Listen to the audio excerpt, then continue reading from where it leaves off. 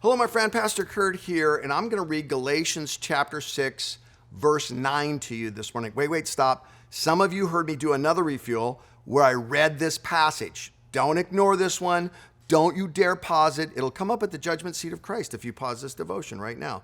You see, you need to hear it more than once. What is the verse? Some of you are wondering what the verse is. Here it is. Let us not become weary in doing good, for at the proper time we will reap a harvest if we do not give up. It's just impressed on me so much right now how many people are giving up. I meet people all the time. They say, Curt, I got to get back to church. And I'm like, why aren't you coming? And they're like, I don't know. I just sit on my couch and look at ESPN and get more and more depressed. My friend, you can't grow weary of doing the right things. Why are you so weary? Well, I've got two ideas for you I want you to think about today. Here's one of the reasons that you and I get too weary: avoiding the problem. Are you that sort of person that thinks the problem will go away if you just don't call it out, if you just don't drag it into the light? Maybe it's a problem in your marriage or at work or with your roommate.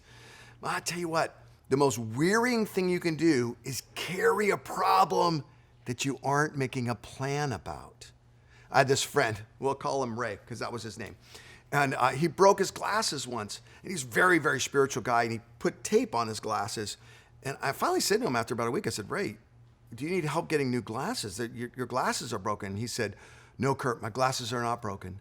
The healing of my glasses just hasn't manifested yet. Okay.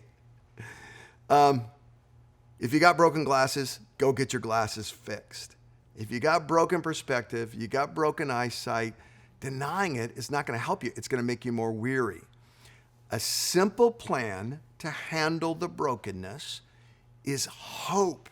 And you'll start feeling energy come back into your life. So number one is don't deny the problem. Here's number two, don't magnify the problem.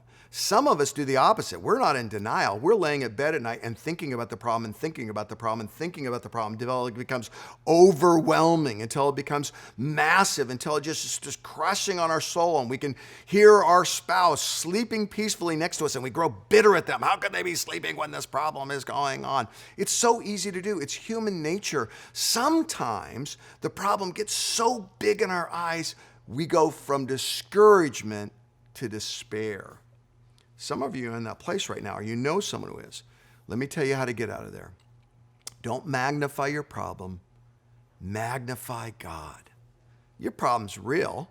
Everyone's got the problems. Just set the problem next to the size of your God.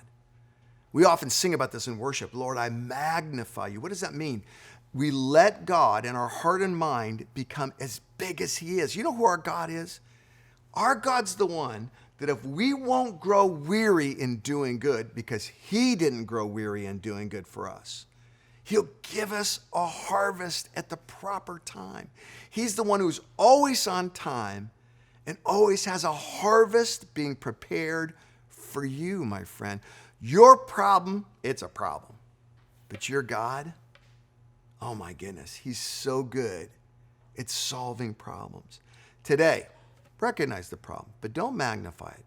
Bring it to God and let the God of the Bible, the almighty, magnificent, sovereign, grace-filled, loving, Jesus coming, fully God, fully man, tempted as we are, but without failing, dying on the cross, conquering death for all eternity, and loving you, let that God be magnified in your life. And just see what he can do when you actually keep doing good for him.